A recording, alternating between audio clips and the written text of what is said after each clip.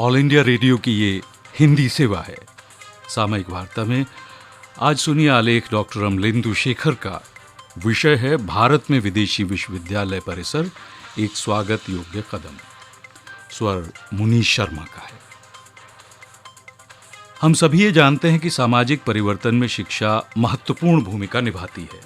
विज्ञान की शिक्षा का मकसद है योग्यता के साथ साथ रचनात्मकता का विकास करना। आरंभ से ही विज्ञान पढ़ाने का उद्देश्य प्राकृतिक जिज्ञासाओं को बढ़ावा देते हुए वैज्ञानिक विधि से सीखने की क्रिया को प्रोत्साहित करना है। इसमें शामिल है गौर से देखना, विश्लेषण करना और फिर एक ऐसे निष्कर्ष पर आना जिसकी पुष्टि की जा सके। संक्षेप में इसे कहते हैं वैज्ञानिक तरीका, जिसे स्कूली स्तर पर समुचित प्रशिक्षण के माध्यम से बच्चों में विकसित किया जा सकता है। आज की दुनिया में ज्ञान के प्रसार की गति तेजी से बढ़ रही है और एक विकासशील देश के लिए ये बहुत जरूरी है कि मानव संसाधन के विकास में इस ज्ञान का उपयोग भी हो। सामाजिक और आर्थिक विकास के लिए विज्ञान और प्रौद्योगिकी के बढ़ते महत्व को देखते हुए यह अत्यावश्यक है कि भारत में विज्ञान पढ़ाने और सीखने का तरीका अंतर्राष्ट्रीय स्तर का हो।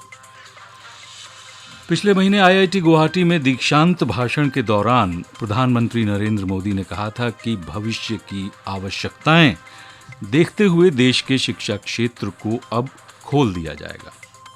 उन्होंने कहा कि नई शिक्षा नीति 2020 के तहत विदेश के प्रतिष्ठित विश्वविद्यालयों को भारत में अपने परिसर शुरू करने की इजाजत दी जाएगी। इससे भारत के छात्रों को वैश्विक शिक्षा देश में ही मिलेगी।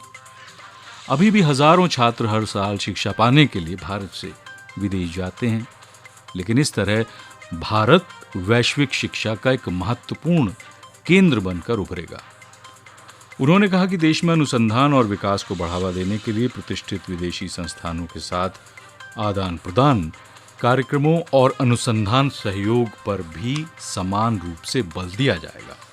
सन 1947 में जब भारत आजाद हुआ, तब से ही भारत की लोकतांत्रिक सरकारों का ये जिम्मा रहा है कि देश में शिक्षा नीति बनाएं, शिक्षा का प्रसार और उसका विकास करें। इस क्षेत्र में पिछले कुछ दशकों के दौरान काफी विकास और विस्तार हुआ भी है। औषधि विज्ञान, अभियांत्रिकी यानी इंजीनियरिंग, प्रबंधन और कलाओं की शिक्षा के लिए देश में शिक्षा का एक विशाल ढांचा खड़ा किया गया। भारत में सकल घरेलू उत्पाद का 6% हर साल शिक्षा पर खर्च होता है। ज्ञान के बढ़ते अवसरों और अनुसंधान व विकास में नवोन्मेष की जरूरतों को अब अगर हम देखें तो ये बात समझ सकते हैं कि भारत सिर्फ आईआईटीज और आईआईएम्स के सहारे संतोष किए बैठा नहीं रह सकता। अनेक मौजूदा शिक्षण संस्थानों में शिक्षा की गुणवत्ता में फौरन सुधार की जरूरत थी, लेकिन इसके लिए बहुत धन की आवश्यकता होती और ये एक बड़ी बाधा थी। देश में ही शिक्षा का स्तर उठाने के लिए सरकारों ने कई कदम उठाए, जैसे विद्यालयों और महाविद्यालयों को स्वायत्तता प्रदान की, अध्यापकों को प्रशिक्षित करने के कार्यक्रम चलाए और विकास तथा अनुसंधान के लिए वित्तीय मदद दी। लेकिन ये कदम काफी न थे। इसलिए 1990 के बाद अमेरिका और यूनाइटेड किंगडम का उदाहरण देखते हुए निजी विश्वविद्यालयों पर जोर दिया गया। महसूस किया गया कि वो देश में तकनीकी शिक्षा की बढ़ती मांग को पूरा करेंगे और भारत को भविष्य में आत्मनिर्भर बना देंगे।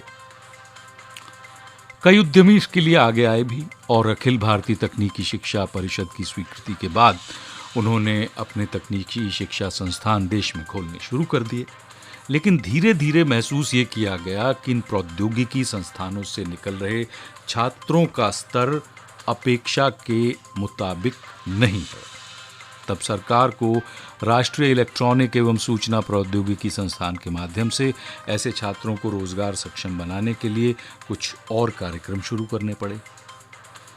अब राष्ट्रीय लोकतांत्रिक गठबंधन सरकार ने देश के शिक्षा क्षेत्र के सुधार पर बिल्कुल सही बल दिया है। इसी साल भारत की सरकार शिक्षा क्षेत्र के लिए करीब 1 लाख करोड़ रुपए आवंटित कर चुकी है। प्रतिष्ठित विदेशी विश्वविद्यालयों के लिए देश के शिक्षा क्षेत्र के खुलने के साथ साथ ही भारत में तकनीकी शिक्षा का स्तर भी काफी सुधरेगा। देश में छात्रों की रोजगार परक योग्यता और क्षमता बढ़ जाएगी और अपने समृद्ध मानव संसाधन के बल पर भारत खुशहाली के मार्ग पर आगे चलेगा। और इसके साथ ही सामयिक वार्ता का ये अंक समाप्त हुआ। नमस्कार।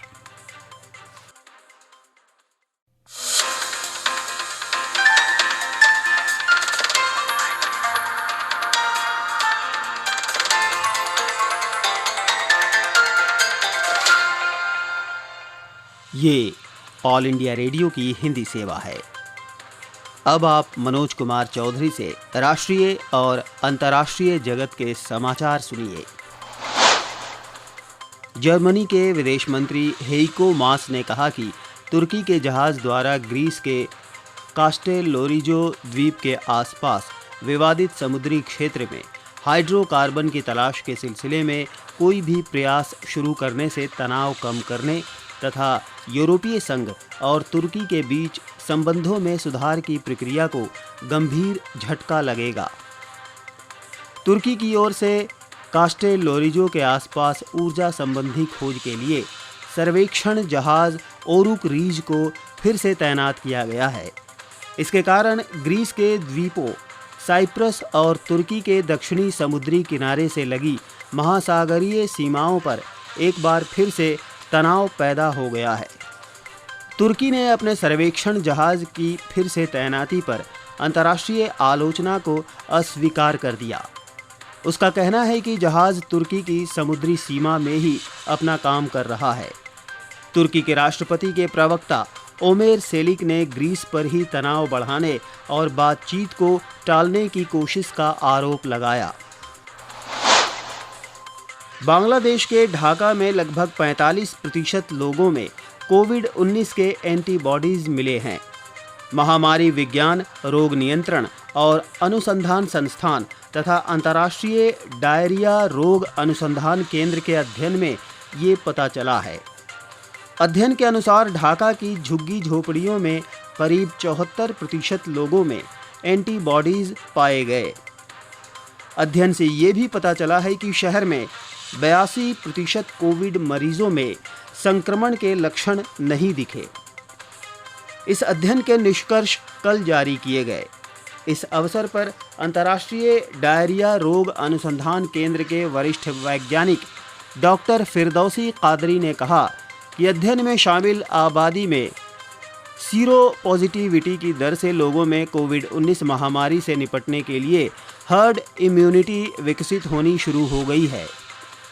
हालांकि विश्व स्वास्थ्य संगठन ने इसे वैज्ञानिक और नैतिक रूप से समस्यापूर्ण बताते हुए चेतावनी दी है कि हर्ड इम्यूनिटी का लक्ष्य हासिल करने की आशा में कोरोना वायरस को नहीं फैलने देना चाहिए।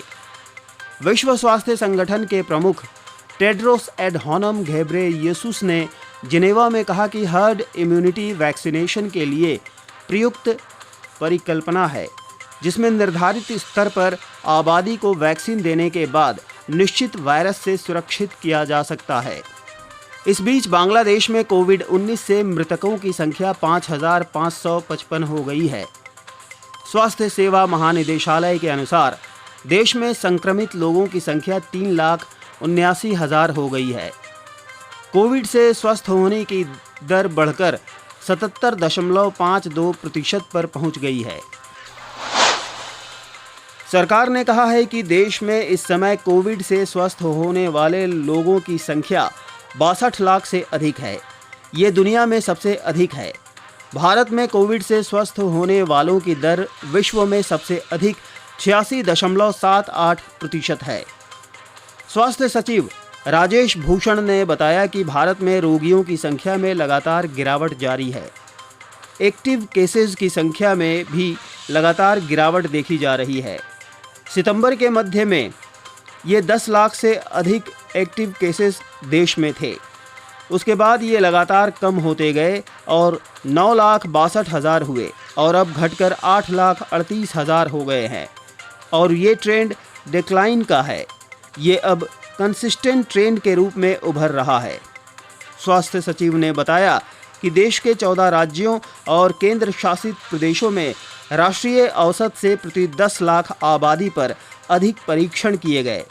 यहाँ कोरोना के पॉजिटिव मामले की दर भी राष्ट्रीय औसत से कम है। भारत ने दुनिया में प्रति 10 लाख आबादी पर कोविड के सबसे कम मरीजों और न्यूनतम मृत्यु दर वाले देश के रूप में अपनी स्थिति बरकरार रखी है। भारत में प्रति 10 लाख आबादी पर कोविड संक्रमित रोगियों की संख्या वैश्विक औसत से काफ़ी कम है। भारत रूस, ब्रिटेन, दक्षिण कोरिया, अमेरिका और ब्राज़ील से भी अच्छी स्थिति में है। भारत में प्रति 10 लाख आबादी पर कोविड से मृतकों की संख्या 79 है, जबकि इसका विश्व का औसत 138 है। उत्तर पूर्वी क्षेत्र के विकास DONER, MOS, PMO, कार्मिक, जन शिकायत, पेंशन, आणविक ऊर्जा तथा अंतरिक्ष मामलों के केंद्रीय राज्य मंत्री स्वतंत्र प्रभार डॉक्टर जितेंद्र सिंह ने कहा कि गत वर्ष की इसी अवधि के तुलना में 6 महीने के कोविड काल के दौरान RTI के मामलों की निपटान दरों में अत्यधिक बढ़ोतरी दर्ज की गई है। 12 अक्टूबर 2005 से प्रभावी RTI अधिनियम के 15 वर्ष पूरे होने के अवसर पर डॉक्टर जितेंद्र सिंह ने कहा कि मार्च से सितंबर के बीच की अवधि के दौरान 2019-20 के गत वित्तीय वर्ष में RTI के 76.49% मामलों का निपटान हुआ है। वित्त वर्ष 2020-21 की इसी अवधि के मार्च से सितंबर महीने के दौरान निपटान दर 93.98% तक चली गई। उन्होंने कहा कि गत वर्ष इसी अवधि के दौरान कुल 11,716 पंजीकृत मामलों में से 8,962 मामलों का निपटान किया गया था। इस वर्ष कुल 8,528 मामलों में से 8,015 मामलों का निपटान किया गया है।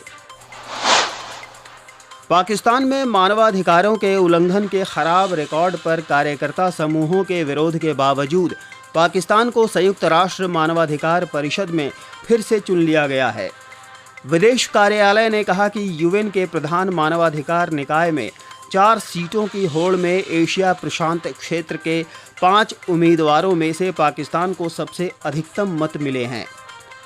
193 सदस्यीय संयुक्त राष्ट्र महासभा में एक गुप्त मतदान में जहां पाकिस्तान को 169 मत मिले, वहीं उज़्बेकिस्तान को 164 मत, नेपाल को 150 मत, चीन को 139 मत मिले और सऊदी अरेबिया को केवल 90 मत मिलने से इस रेस में उसे हार का सामना करना पड़ा।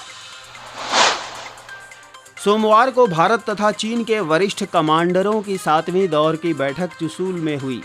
दोनों पक्षों ने भारत चीन सीमा क्षेत्रों के पश्चिमी क्षेत्रों में वास्तविक नियंत्रण रेखा से हटने पर एक ईमानदार, गहन तथा रचनात्मक रूप से विचारों का आदान प्रदान किया। एक संयुक्त प्रेस विज्ञप्ति में कहा गया है कि दोनों पक्षों का मानना है कि ये चर्चाएं सकारात्मक और रचनात्मक रहीं तथा इससे एक दूसरे की स्थितियों के प्रति समझ को बढ़ाने में मदद मिली। दोनों पक्ष सैन्य तथा राजनयिक स्तरों पर संवाद तथा संपर्क को बनाए रखने पर सहमत हुए तथा जल्द से जल्द विवादित स्थान को छोड़ने के लिए एक परस्पर स्वीकार्य समाधान पर पहुंचे। WHO प्रमुख टेड्रोस एडहानम घेब्रेयेसुस ने एक लक्षित तरीके से क्लस्टर क्षेत्रों की पहचान करने तथा परीक्षण बढ़ाने में अधिकारियों को सहायता पहुंचाने में भारत में कोविड-19 संक्रमण का पता लगाने वाले आरोग्य सेतु ऐप की भूमिका की सराहना की है। श्री घेब्रेयेसुस ने कहा कि देश सही उपकरण का प्रयोग करेंगे तो महामारी को जल्द ही नियंत्रित किया जा सकता है। मंगलवार को भारत नॉर्वे के साझा आयोग के 6ठे सत्र का आयोजन वर्चुअल मंच पर किया गया था।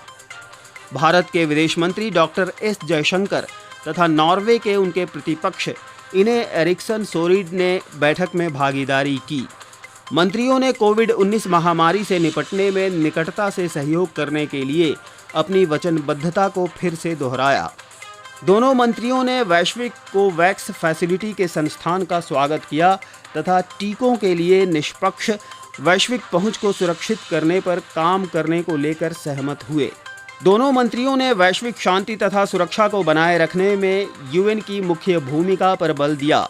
दोनों पक्ष 2021-22 की अपनी सदस्यता अवधि के दौरान सुरक्षा परिषद के मुद्दों पर नियमित परामर्श करने पर सहमत हुए। बांग्लादेश के सूचना मंत्री डॉक्टर हसन महमूद ने कहा कि सुप्रसिद्ध फिल्म निर्माता श्याम बेनेगल के निर्देशन में बन रही बंगबंधु शेख मुजीबुर रहमान की जीवनी पर आधारित फिल्म मुजीब के शताब्दी वर्ष में पूरी किए जाने की योजना है। उन्होंने कहा कि बांग्लादेशी निर्देशक तथा भारतीय सह निर्देशक की देखरेख में बनने वाले एक अन्य वृत्तचित्र को साझा रूप से निर्मित किए जाने की योजना है। वे बांग्लादेश में नवनियुक्त भारत के उच्चायुक्त विक्रम दोराईस्वामी के समक्ष मीडिया से बातचीत कर रहे थे। मंगलवार को उन्होंने ढाका में उनसे एक शिष्टाचार के तहत मुलाकात की। कोरिया के चर्चित फिल्म निर्माता पार्क चान इस महीने के अंत में अपनी अगली फिल्म का निर्माण शुरू करेंगे। क्रिस्टियानो रोनाल्डो कोरोना वायरस से संक्रमित पाए गए हैं। इसकी सूचना देते हुए पुर्तगाली फुटबॉल संघ ने कहा कि रोनाल्डो अच्छा कर रहे थे और उनमें कोई लक्षण नहीं थे। आज रोनाल्डो स्वीडन के विरुद्ध पुर्तगाल के नेशंस लीग मैच नहीं खेलेंगे। इसके साथ ही ये समाचार बुलेटिन अब समाप्त हुआ। नमस्कार।